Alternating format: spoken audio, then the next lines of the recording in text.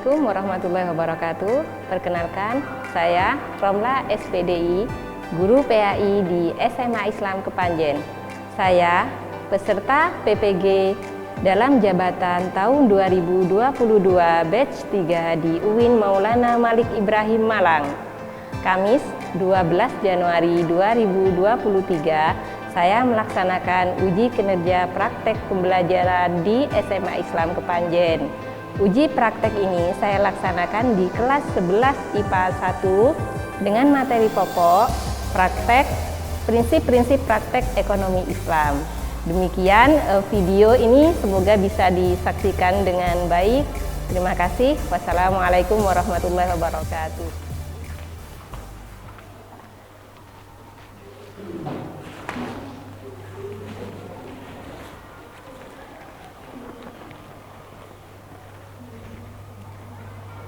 Assalamualaikum warahmatullahi wabarakatuh. Waalaikumsalam warahmatullahi wabarakatuh. Selamat siang anakku semuanya. Siang. Oke. Hari ini yang mimpin doa siapa? Oke, silakan dipimpin doanya, Mas.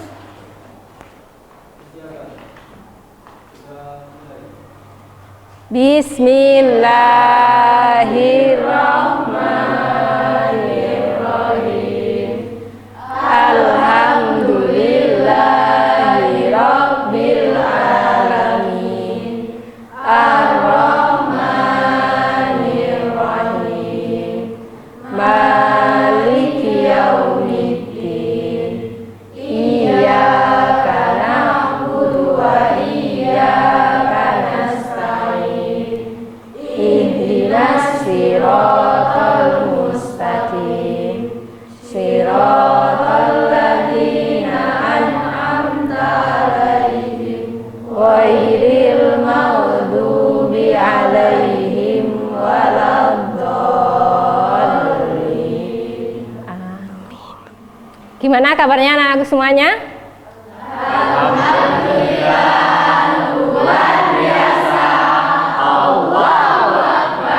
Alhamdulillah. Nah, hari ini sebelum kita mulai pembelajaran, Bu Romla absen dulu ya. Hari ini yang tidak masuk siapa? Isnaini. Isnaini kemana? Izin. Isnaini izin. Terus? Laili kemana Laili? Izin. Dua anak ya yang tidak masuk. Nabila. Nabila kenapa?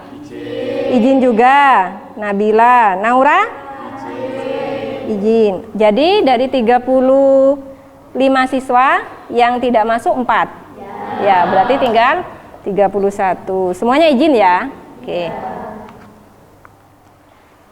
Kita lanjutkan di sini materi kita kemarin, karena ini minggu kedua dari pertemuan kita terkait jam pelajaran materi PAI di semester 2. Kemarin kita kan perkenalan ya untuk materi selanjutnya. Sekarang kita tinggal mendalami terkait materi kita yang semester 2, yaitu terkait apa? Ada yang tahu? Ekonomi Islam. Ada yang bilang ekonomi syariah. Kita sekarang membahas tentang ekonomi Islam. Kalau ekonomi secara umum, secara konvensional, saya rasa anak-anak sudah sering belajar ya. Kira-kira untuk ekonomi Islam pernah belajar apa tidak? Belum ya. Kita perdalam di pertemuan kita hari ini. Karena apa? Setiap hari kita mesti berkaitan dengan yang namanya ekonomi. Kita berhubungan dengan yang namanya muamalah. Mesti bergesekan. Baik itu dalam bidang jual beli ataupun utang piutang, ya apa tidak? Ya, namanya kita makhluk sosial. Nah, di sini sebelum itu hanya sebagai pembuka saja di awal. Sebelum kita melanjutkan materi, Bu Romla minta tolong silahkan dibacakan ayat yang berkaitan dengan ekonomi. Masih ingat tidak? Silahkan dibuka di HP-nya, sudah saya share untuk materi kita hari ini. Sudah dibuka HP-nya? Sudah. Ayo kita baca bareng-bareng. A'udzubillahi minasyaitonirrajim. Bismillahirrahmanirrahim. Ya ayyuhalladzina amanu aufu bil uqudi uhillas lakum bahimatul an'ami illa ma yusla alaikum ghairu saidi wa antum hurum. Innallaha yahkum ma yurid. Oke, ada yang tahu artinya? Ya Mbak, silakan. Wahai orang-orang yang beriman, penuhilah janji-janji. Hewan ternak dihalalkan bagimu, kecuali yang akan disebutkan kepadamu, dengan tidak menghalalkan berburu ketika kamu sedang berihram, haji atau umroh. Sesungguhnya Allah menetapkan hukum sesuai dengan yang Dia kehendaki. Oke, itu arti dari surat Al-Maidah ayat 1, yaitu terkait dengan ekonomi Islam. Nah, sebelum kita melanjutkan ke materi terlebih dalam, maka di sini ada tujuan. Apa tujuan kita mempelajari terkait ekonomi Islam? Namanya kita belajar, mesti ada tujuan di sana. Ya apa tidak? Ya. Mungkin ada yang bisa membacakan terkait tujuan pembelajaran di sini? Oke. Mbak Diah yang baca ya, silahkan suaranya. Menganalisis prinsip ekonomi dan muamalah sesuai dengan ketentuan syariat Islam, menyajikan perilaku berekonomi berdasarkan prinsip-prinsip ajaran Islam, menganalisis prinsip-prinsip dan praktik ekonomi Islam dengan baik dan benar, menganalisis dalil-dalil nasi tentang prinsip-prinsip dan praktik ekonomi Islam, menganalisis prinsip-prinsip dan praktik ekonomi dalam Islam dengan benar, menganalisis hikmah dan manfaat prinsip-prinsip dan praktek ekonomi dalam Islam, menyajikan paparan tentang makna dan dalil tentang prinsip-prinsip dan praktek ekonomi dalam Islam, menyajikan paparan tentang hikmah dan manfaat prinsip-prinsip dan praktik ekonomi dalam Islam. Oke, itu tujuannya ya. Tujuan kita di sini supaya anak-anakku mampu menganalisis apa saja contoh praktek ekonominya, menganalisis dalilnya yang berkaitan dengan Al-Quran dan hadis. Terus bagaimana? Apa masih ada lagi? Ada, yaitu menganalisis tentang hikmah. Nanti kita perdalam di sini. Sebelum kita memperdalam materi, Bu Romla ingin ngasih soal. Ada link di sini. Silahkan anak-anakku bisa menghubungi link tersebut untuk mengisi soal sejauh mana pemahaman kalian dalam memahami materi Islam. Sudah dibuka HP-nya? Oke, silahkan anakku dikerjakan. Saya kasih waktu 5 menit.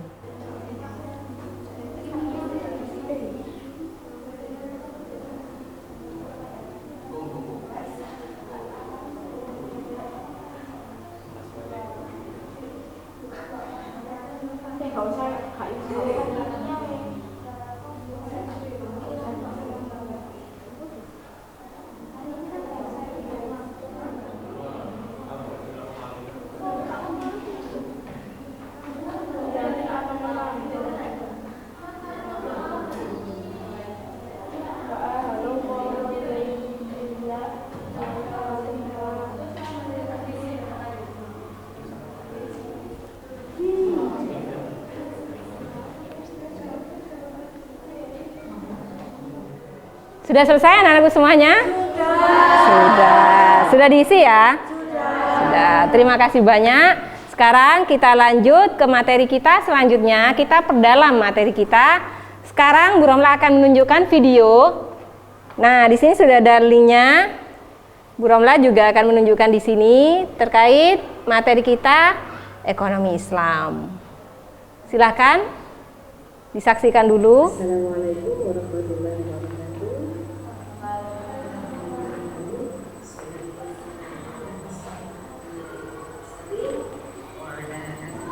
Sayyidina Ismail amma ba'du. Bagaimana anakku? Sudah dilihat tadi videonya? Ada penjelasan di sana yang sudah Bu Romlah jelaskan. Mungkin dari penjelasan di sana sudah mulai muncul pikiran-pikiran dari kalian. Ada hal-hal yang mungkin tidak dipahami. Kira-kira ada yang mau ditanyakan? Belum. Ini Mbak, ya silahkan Mbak. Saya mengamati dari materi yang telah disampaikan, apa contoh jual beli yang tidak sah? Oke, Mbak Anastasia bertanya, apa contoh jual beli yang tidak sah? Tadi sudah ada ya di materinya. Ada yang bisa menjawab di sini? Oke, ya Mbak, silahkan. Contoh jual beli yang tidak sah itu ada 3. Yang pertama, jual beli sesuatu yang termasuk najis seperti bangkai dan daging babi. Yang kedua, jual beli air mani hewan ternak. Dan yang ketiga, jual beli anak hewan yang masih berada dalam kandungan. Oke ya, ini ada pertanyaan dari temennya terkait contoh dari jual beli. Terus teman yang lain sudah mulai bisa menjawab. Alhamdulillah sudah mulai paham kayaknya di sini. Selain pertanyaan yang barusan, ada lagi? Saya Bu, Ya, Mas Ridho, silahkan. dari video yang sudah diberikan, saya ingin bertanya tentang apa itu muamalah dan beberapa contohnya. Oke, ini ada temennya yang bertanya terkait muamalah, karena muamalah ini biasa kita lakukan setiap hari ya. Dan diminta contohnya dari materi yang sudah dibaca tadi, yang sudah dijelaskan dan sudah ditonton. Kira-kira ada yang bisa menjawab? Ya, Mbak? Muamalah merupakan bagian dari hukum Islam yang mengatur hubungan antara seseorang dan orang lain, baik seseorang itu pribadi maupun berbentuk badan hukum seperti perseroan, firma, yayasan, dan negara. Contohnya, jual beli, sewa menyewa, perserikatan di bidang pertanian maupun perdagangan, serta perbankan dan asuransi yang islami. Nah, itu muamalah. Sudah paham Mas G? Sudah. Alhamdulillah. Terima kasih bagi teman-teman atau anak-anakku yang sudah bertanya dan yang sudah bisa menjawab. Anak-anakku yang lain masih ada pertanyaan? Ya. Apabila kita membeli barang, lalu di barang tersebut ada tulisannya barang yang sudah dibeli tidak boleh dikembalikan, itu bagaimana? Oke, ini ada yang bertanya bagaimana hukum jual beli ketika di sana kita beli barang, tapi di sana ada tulisan barang yang sudah dibeli tidak bisa dikembalikan. Biasanya ada yang seperti itu ya? Ada. Mungkin ada yang bisa menjawab? Oke, ya Mbak Dia. Jadi sebelum membeli kita itu harus memilih barang terlebih dahulu sebelum membeli. Kalau sekiranya ada yang barang yang cacat atau tidak terverifikasi halal, gak usah dibeli. Jadi kita harus mengembalikan. Oke, kalau semisal yang dibeli tadi ada yang cacat, itu istilahnya apa itu? Rusak. Rusak, sobek ya. Ketika kita sudah beli, kita sudah memilah-milah. Ternyata nyampe rumah masih ada yang cacat. Sebelum kita gunakan, kita menyampaikan kepada si penjual. Kenapa? Biar tidak terjadi kerugian. Kenapa? Penjual dan pembeli di sini sama-sama ingin mendapatkan keuntungan. Nah, sistemnya di sini ada akad, ada kesepakatan. Dari beberapa hal yang sudah ditanyakan tadi sama anak-anakku semuanya dan sudah dijawab oleh temannya, kita membahas tentang ekonomi Islam. Akan membahas di sini harapan Bu Romlah kita bahasnya lebih mendalam. Saya akan membentuk kalian menjadi 5 kelompok. Bisa ya? Bisa. Jadi 5 kelompok. Nah, Bu Romlah akan menyiapkan pertanyaan di tiap kelompok. Silahkan kalian boleh mencari sumber, boleh dari buku PAI, boleh dari sumber yang relevan. Mungkin bisa mencari di internet, silahkan, tidak masalah. Karena materi ini saya akan membahasnya di tiap kelompok, akan saya kasih masalah nanti, ya. Bagaimana caranya kalian memecahkan masalah. Setelah itu, setelah diskusi, nanti harap ada yang mempresentasikan. Sampai sini paham? Paham. Oke, bisa buat kelompok? Oke, sudah selesai bentuk kelompoknya. Ada berapa kelompok? Kelompok 1 angkat tangan. Oke, kelompok 1. Kelompok 2? Ya, kelompok 3. Ya, kelompok 4. Oke, kelompok 5. Nah, di sini Bu Romlah sudah menampilkan soal di tiap kelompok Bu Romla memberikan permasalahan di sini, ada soal yang berkaitan dengan masalah kita, khususnya yang saat ini. Tolong anak-anakku bisa memecahkan permasalahan ini dan bisa menyampaikan pada temannya. Boleh kalian mencari sumber dari buku pegangan PAI, boleh menggunakan HP browsing, ya. Paham sampai sini? Paham. Oke, Bu Romla kasih waktu 10 menit untuk diskusi kelompok.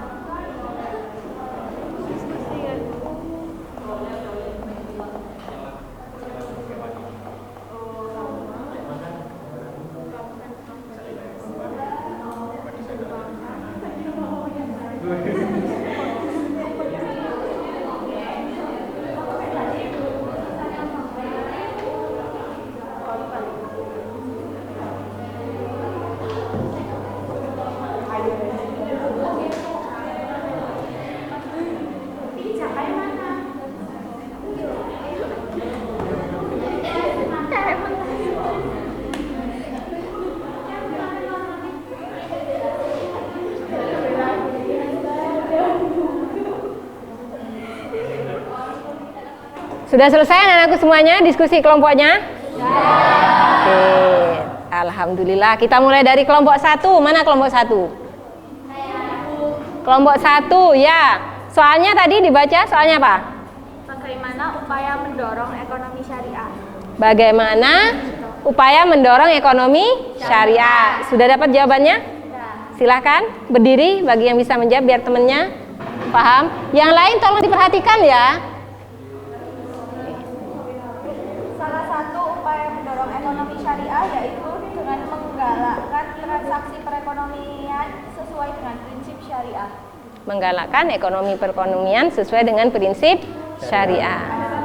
Oke, silakan Mbak berdiri. Prinsip ekonomi Islam itu merujuk pada kaidah yang merujuk pada Al-Quran dan Sunnah. Yang pertama kejujuran, kedua keadilan, ketiga keseimbangan, keempat persaingan, kelima tolong menolong, enam kebersamaan, tujuh kebebasan. Oke, terima kasih. Sudah selesai? Sudah. Oke, kita kasih plus dulu untuk kelompok 1.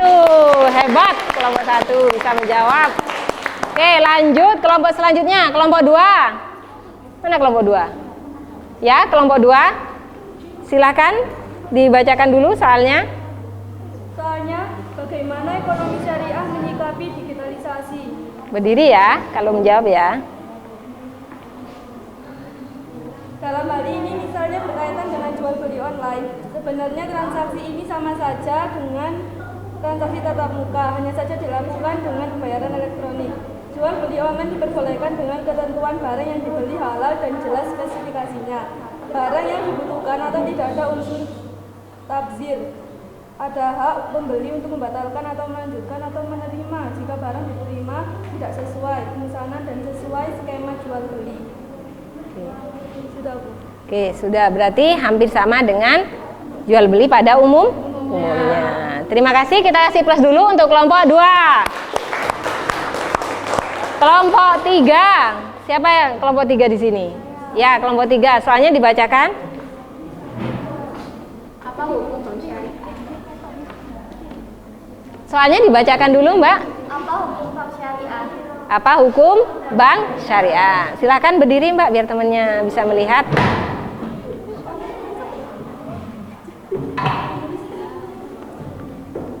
Adapun yang dimaksud dengan prinsip bagi hasil sebagaimana yang dimaksud pasal 1 ayat 1 adalah prinsip bagi hasil berdasarkan syariat. Berdasarkan pasal ini dapat dipahami bahwa ungkapan bagi hasil secara prinsip merupakan terminologi yang digunakan untuk bank Islam atau bank syariah. Artinya yang dimaksud dengan prinsip bagi hasil adalah prinsip muamalah yang berdasarkan pada syariah. Kata syariah secara jelas merujuk pada hukum Islam. Maka prinsip dasar bank syariah dalam menjalankan aktivitasnya adalah hukum Islam ataupun syariah. Mengacu pada hukum Islam atau hukum syariah. Sudah selesai? Sudah?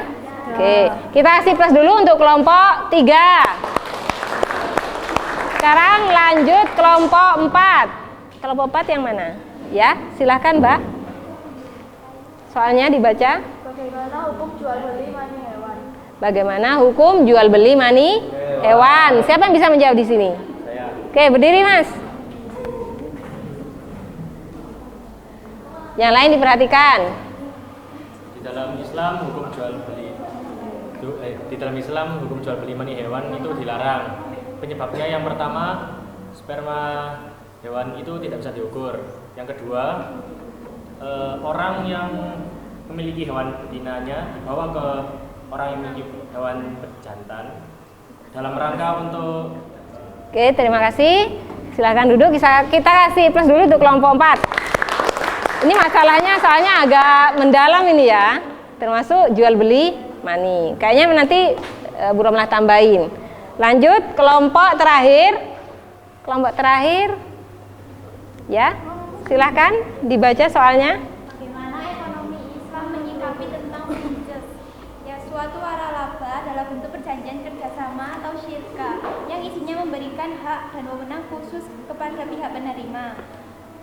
Waralaba merupakan suatu perjanjian timbal balik karena pemberi waralaba atau franchisor maupun penerima waralaba keduanya berkewajiban untuk memenuhi prestasi tertentu. Berikut alasan waralaba dikategorikan sebagai bentuk syirka yang dibacakan oleh Sita. Bentuknya yang pertama yaitu waralaba adalah kerjasama yang saling menguntungkan. Berarti bisnis waralaba memang dapat dikatakan kategori dari syirka dalam bisnis Islam. Yang kedua, terdapat verifikasi bagi penerima waralaba. Hal ini sama dengan syirka. Yang ketiga, terdapat barang, jasa, dan tenaga memenuhi salah satu syarat syirka. Yang keempat, terdapat 2 orang atau lebih yang berinteraksi sepakat hal tertentu ditulis atau dicatat dan oleh sebab tertentu sesuai dengan syarat syirka. Prinsip pembayaran franchise fee dan royalty fee dalam waralaba syariah akan dibacakan oleh Ning Siti. Masih ada ya, silahkan Mbak dilanjutkan. Syariah adalah sebagai berikut. 1. Dalam pembayaran franchise fee bisnis waralaba berbasis syariah sesuai dengan kaidah syirka abdan dan syirka inan yang dalam akadnya pengambilan keuntungan 2 mitra yang bekerja sama dalam hal ini memberi waralaba, franchisor dan penerima waralaba franchise diperbolehkan setelah usaha berjalan. Tidak boleh mengambil keuntungan jika usaha belum berjalan. Franchisor tidak diperbolehkan mengambil keuntungan dari penjualan bahan baku utama yang merupakan satu paket dengan pemberian waralaba atau exclusive purchase arrangement. Oke. Berbeda dengan pengambilan keuntungan atas pemanfaatan hak atas kekayaan intelektual dalam franchise fee, hal ini diperbolehkan sebagai kompensasi atas dipergunakannya hak atas kekayaan intelektual franchisor oleh franchise yang ditegaskan dalam keputusan Fatwa Majelis Ulama Indonesia nomor 1 Munas 7 MUI 15/2005 tentang perlindungan hak atas kekayaan intelektual. Firman Allah SWT tentang larangan memakan harta orang lain secara batil tanpa hak. Sudah selesai? Sudah. Alhamdulillah. Kita kasih plus dulu untuk kelompok 5 ya. Oke. Saya rasa anak-anakku hari ini hebat semuanya. Karena dari beberapa permasalahan yang sudah Bu Romlah kasih, dari 5 soal ini kalian mampu memecahkannya semuanya. Ntar kita lanjutkan LKPD saja ya, karena mumpung duduk sudah sesuai kelompoknya masing-masing. Untuk melanjutkan LKPD, sebelum LKPD saya kasihkan, saya minta semuanya harus kompak. Kita tepuk semangat dulu, karena ini sudah siang ya. Tepuk semangat. Semangat.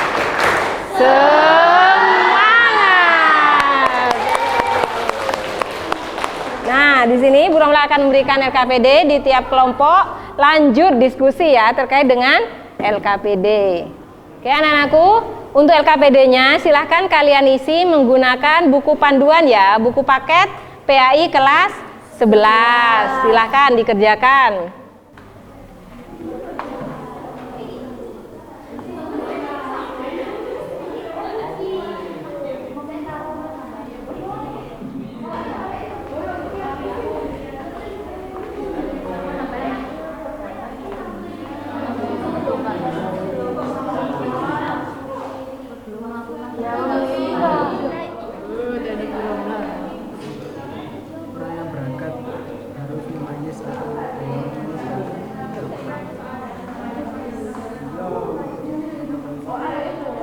Oke, sudah selesai anakku semuanya LKPD-nya? Sudah. Ya, sudah ya. Silahkan disampaikan hasil LKPD, perwakilan kelompoknya menyampaikan. Kelompok mana dulu ini? Kelompok 1 ya? Silahkan berdiri, Le. Nomor 1 yang A, berilah komentar pada masing-masing gambar di atas. Yang pertama, jual beli yang terjadi di pasar atau giar. Yang kedua, penjual dan pembeli yang sedang menimba. Yang ketiga, perbankan syariah yang ada di sekitar kita. LKPD-nya silahkan dikumpulkan anakku, nanti Bu Romla nilai. Alhamdulillahirrahmanirrahim, untuk LKPD-nya sudah selesai semua mempresentasikan. Kita lanjut sekarang, silahkan kalian isi post test sejauh mana kalian memahami materi hari ini. Ya, silahkan dibuka linknya, dikeluarkan HP-nya, dibuka linknya, dikerjakan. Waktunya 5 menit.